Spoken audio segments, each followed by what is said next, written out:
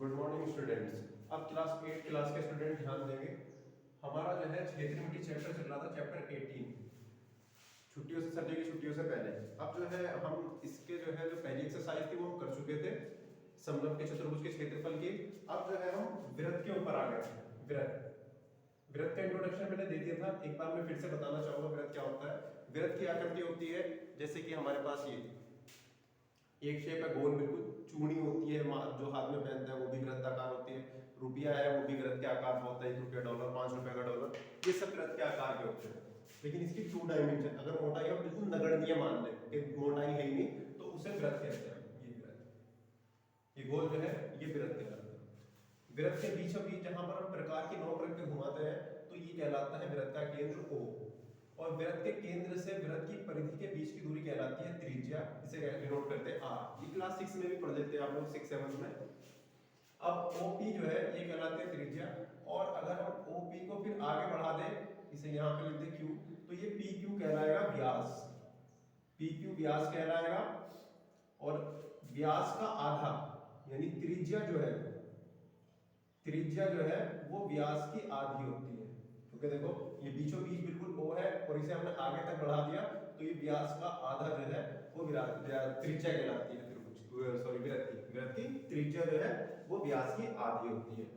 अब यहाँ पर जो हमारी एक्सरसाइज 18.2 है, 18.b, एक्सरसाइज 18.b, इसके ऊपर जो सवाल है वो सवाल आएंगे परिधि के ऊपर। परिधि का फार्मूला होता है 2 पाई r। अब ये पाई क्या चीज है? पाई के बारे में जानते होंगे, 6 में भी आ जाता है, 6 7 में। तो पाई जो है एक अपरिमेय संख्या होती है। पाई अपरिमेय संख्या होती है, अपरिमेय संख्या। पाई एक अपरिमेय संख्या होती है, और इसमें जो है एक खास बात होती है कि पाई को जो है हम इस तरीके से भी डिनोट कर सकते हैं। पाई को यहीं पे रोके तो ये आ जाएगा परिधि बटे 2r। अगर हम 2r को यहां से इसके डिवाइड में भेज दें तो पाई बराबर परिधि बटे 2r, यानी पाई बराबर हो जाएगा परिधि बटे r। क्या है? ये r है वृत्त की त्रिज्या, यानी 2r, यानी 2 त्रिज्या किसके बराबर हो जाएगी? व्यास। यानी पाई की जो परिभाषा हुई वो ये हुई कि व्यास जो है वो परिधि और व्यास के अनुपात को कहते हैं। परिधि और व्यास के अनुपात को पाई कहते हैं। पाई की वैल्यू क्या होती है? कि पाई की वैल्यू होती है 22/7। और अगर हम इसे पॉइंट में बदले तो इसे हम डिनोट करते हैं कि पाई बराबर 3.14। जब तक हमसे ना कहा जाए तो हम 22/7 रखेंगे, नहीं तो 3.14। एक अच्छी बात यह है कि इसका जो वैल्यू डिनोट करी गई थी, तो सबसे पहले जो गणितज्ञ थे हमारे आर्यभट्ट जी, ये भारतीय मैथमेटिशियन थे, गणितज्ञ आर्यभट्ट। ये जो थे ये पहले गणितज्ञ थे जिन्होंने पाई की 4 अंकों तक जो है वैल्यू शुद्ध बताई थी कि पाई बराबर 3.1416 होता है। ये आर्यभट्ट ने बताए थे, भारतीय वैज्ञानिक। लेकिन अब जो है कंप्यूटर का दौर आ गया है, तो हम लगभग 2-3 लाख तक भी, पॉइंट के 2-3 लाख बाद तक भी वैल्यू शुद्ध निकाल सकते हैं। लेकिन जो पहली वैल्यू निकाली थी वो आर्यभट्ट ने निकाली थी, जो मैथमेटिशियन थे, गणितज्ञ थे हमारे भारत के रहने वाले। चलिए हमें जो है इस फार्मूले में काम करना है। परिधि बराबर होता है 2 पाई r, ये याद हो जाना चाहिए। पाई के बारे में हमें वैल्यू रखनी है 22/7 या फिर पाई बराबर 3.14। अभी 8वीं क्लास में हो तो आपको सिर्फ यहां तक ही ध्यान रखना है। अब हम सवाल में आते हैं। ये फार्मूला याद हो जाना चाहिए। इसके बाद हम क्षेत्रफल वाला फार्मूला करेंगे। पहला सवाल एक्सरसाइज 8b के पहले सवाल पर आते हैं, 18b के, sorry, exercise 18b question number 1। सवाल है, लोहे के पतले तार से समान व्यास वाले 8 छल्ले बनाए जाते हैं।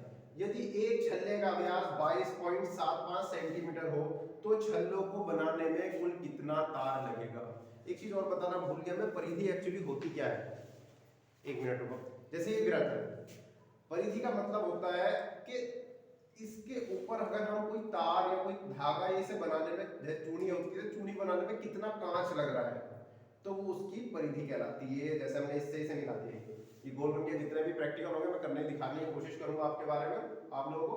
तो जैसे ये हमारा वृत्त हो गया, वृत्त में हमने यहाँ तक तार यूज करी, तो ये अगर हम इसे काट के सीधा कर लें, ये वृत्त हटा लिया, ये सीधा, यानी यहाँ तक जो ये तार हमारा यूज हुआ, ये इस वृत्त की परिधि है।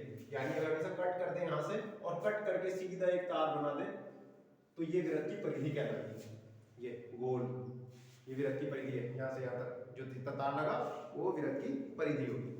अब हमें जो है इसी तरीके के हमारे सवाल में कह रहा है कि हमने 8 छल्ले बनाने हैं और एक छल्ला, मतलब इस तरीके का हमने एक छल्ला बना दिया, 1 2 3 4 5 8 बनाने हैं हमें इसी तरीके के, और एक छल्ले का व्यास दे रखा है, एक छल्ले का व्यास, तो व्यास हमें दे रखा है भाई सवाल में क्या है, 22.75 सेंटीमीटर, 22.75 सेंटीमीटर, यानी ये जो है हमें व्यास दे दिया है।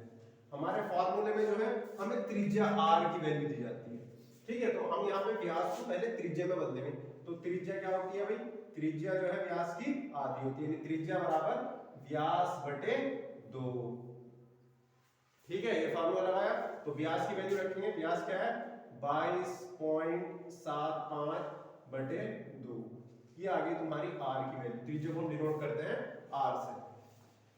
अब हम जो देखेंगे एक छल्ले बनाने में, एक छल्ला बनाने में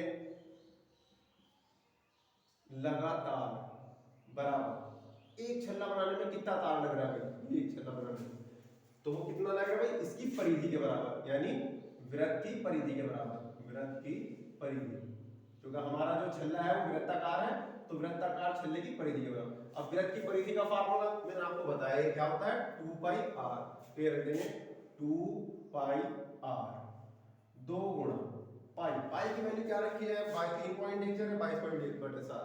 तो जब तक आपसे ना कहा जाए कि 3.14 रखनी है, उससे पहले आप 22/7 ही रखोगे अपनी तरफ से, कि पाई की वैल्यू रखो 22/7। अगर सवाल में कहा जाता है कि पाई की वैल्यू 3.14 रखनी है, तो आप 3.14 रखो, नहीं तो 22/7 रखो, गुणा r की वैल्यू अभी हमने निकाली है, कितने है 22.75/2, इस 2 से ये वाला 2 कट गया भाई।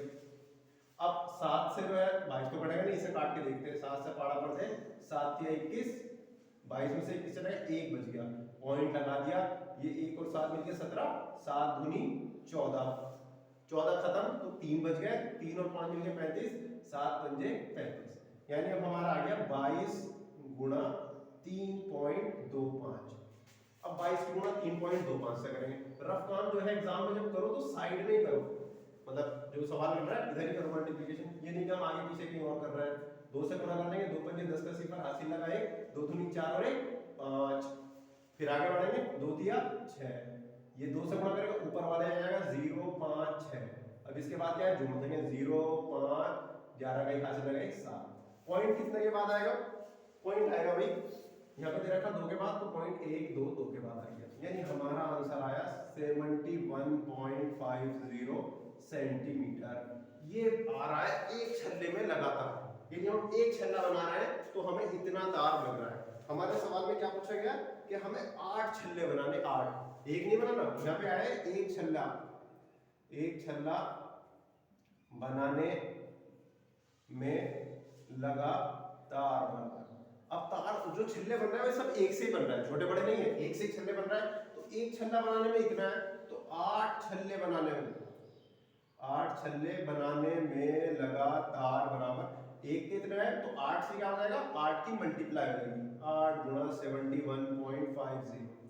अब जहां मैंने निकाला इसी के नीचे 8 से मल्टीप्लाई कर दो भाई, इसी यहीं पे 8 से 0 गया 8 0, 8 पंजे 40 का सिफर हासिल लगे 4, पॉइंट लगा दो, 8 का 8 और 4 12 का 2 हासिल लगा 1, 8 7 56 और 1 57, यानी आंसर आ गया 572.00 सेंटीमीटर।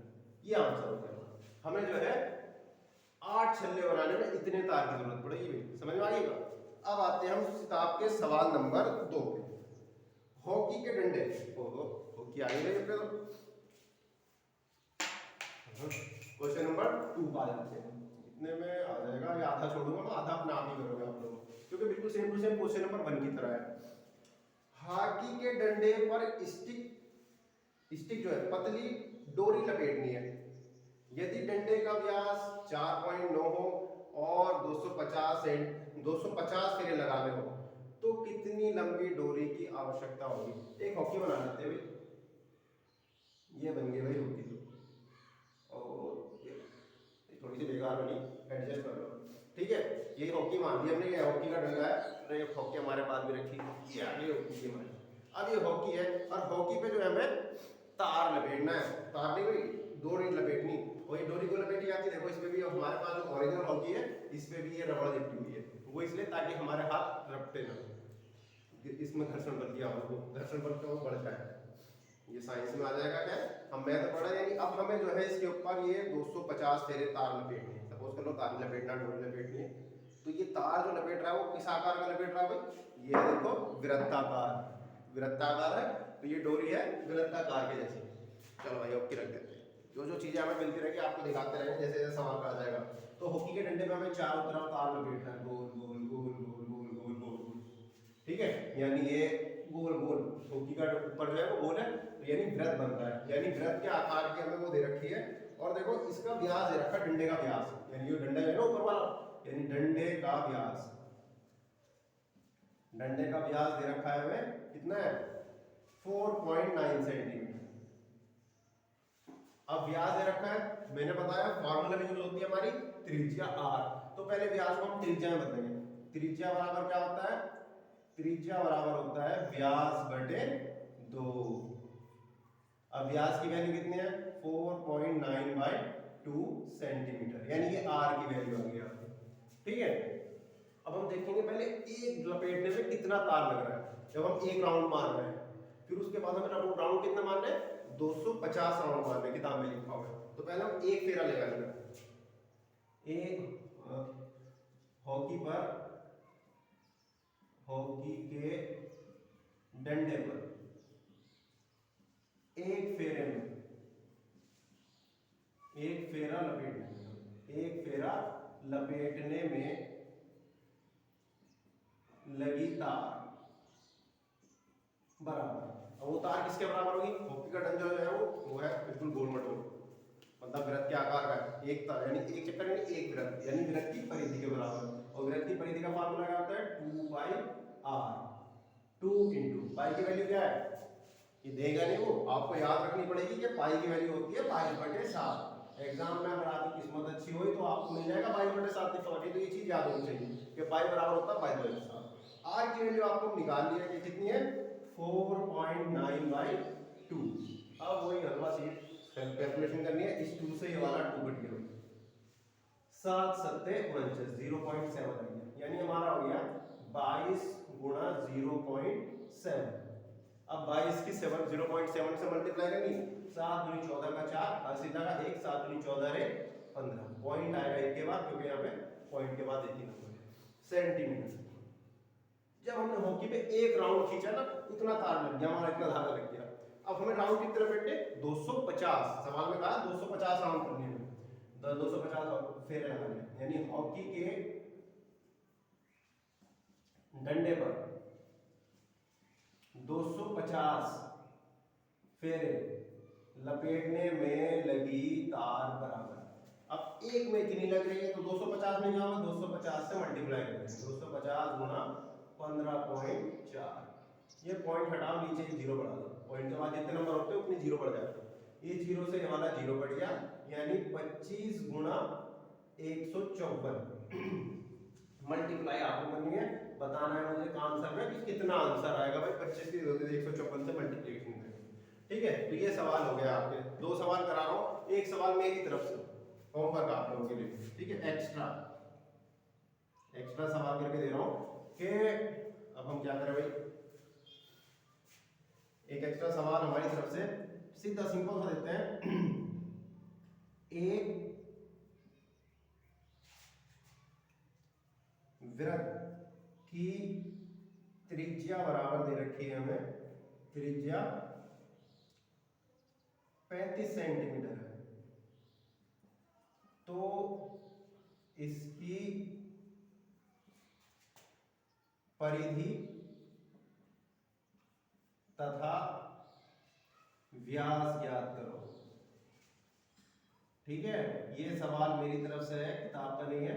आपको जो है दोनों सवाल की प्रैक्टिस करनी है और तीसरे सवाल पे ट्राई करनी है करनी। नहीं तो ये होमवर्क दे दिया मैंने, ठीक है।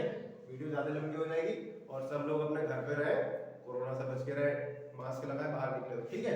अगर कोई भी प्रॉब्लम है तो मुझे मैसेज करें, सवाल उतार लेंगे।